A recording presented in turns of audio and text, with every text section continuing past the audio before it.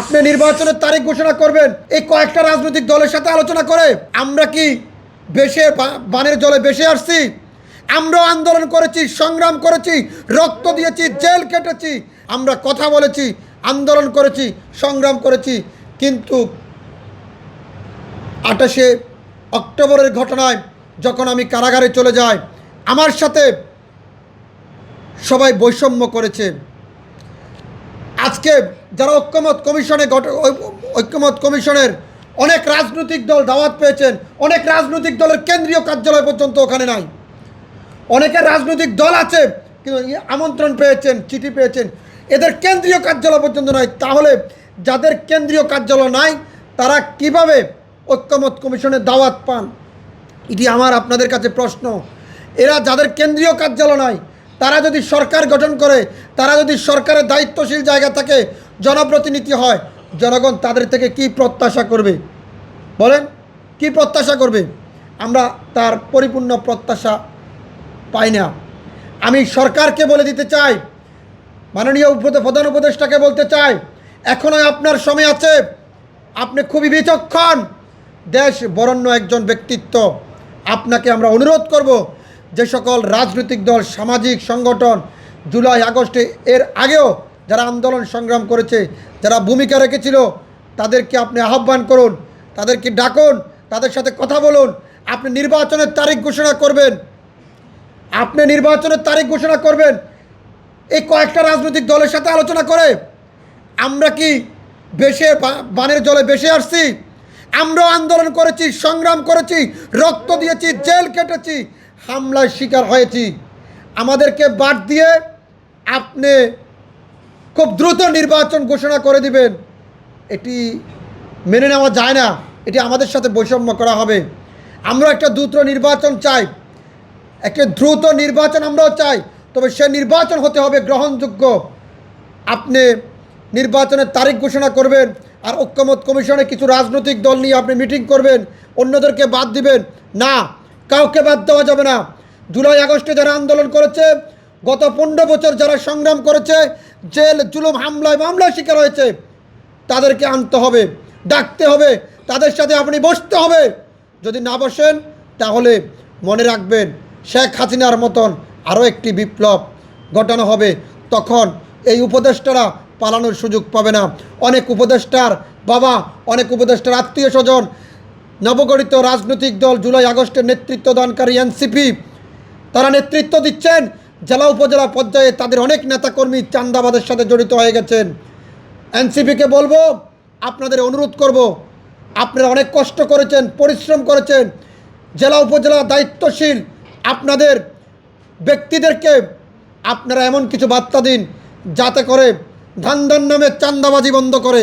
Bashundhara tissue, অশুদ্ধতার বিরুদ্ধে এক বিন্দুও ছাড় নয়।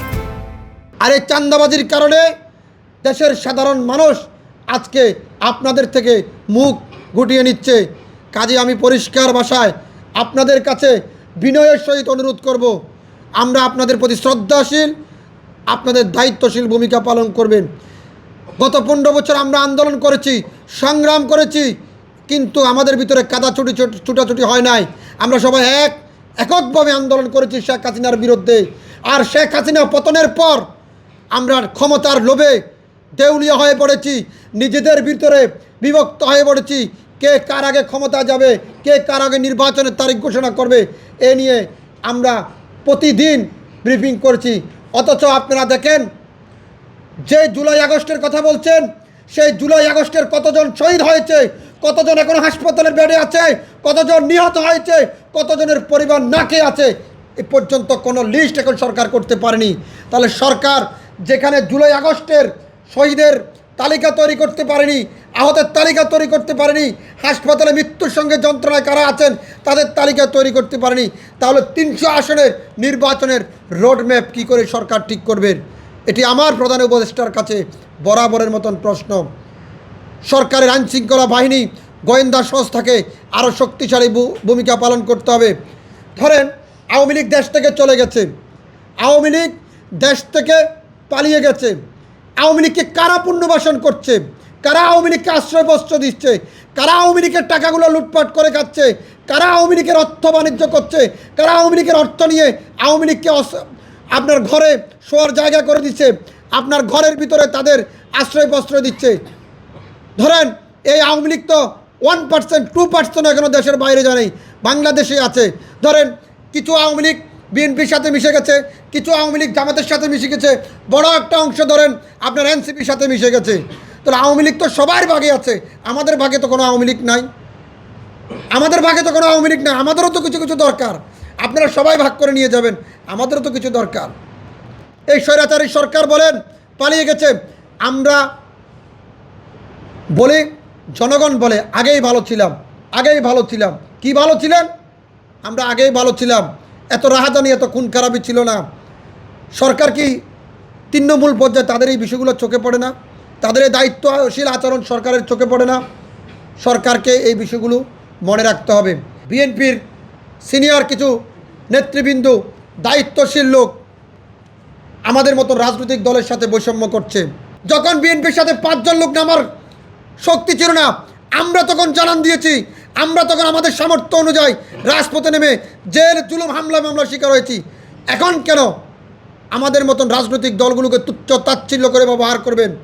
ক্ষমতার ভাগ 280 ভাগ আপনারা নিয়ে যাবেন, 1 ভাগও কি রাজনৈতিক অন্যান্য দলের জন্য পায় না?